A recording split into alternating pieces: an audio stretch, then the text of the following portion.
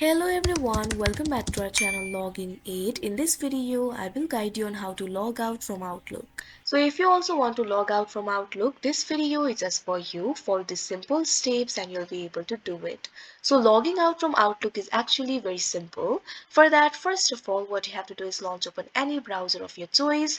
After that, click on the search bar and type in outlook.live.com. If you're logged into your account, you can see over here, you'll be led to this kind of interface. So if you want to log out of your Outlook account, for that, what you have to do is look at the top right corner of your screen. Over here, you'll be able to see your profile icon. If you click on it, you'll be able to see your profile over here. You'll be able to see your profile name. Also, you'll be able to see your mail. You'll also be able to find the option for My Microsoft account and My Profile. So if you want to log out of your Outlook, simply click on the option Sign Out that you can see right over here on your screen. Now after that, you can see over here you'll be logged out from Outlook. So that is how you log out from Outlook. I hope you found this video helpful. Thank you for watching. Make sure to like, share and subscribe to our channel.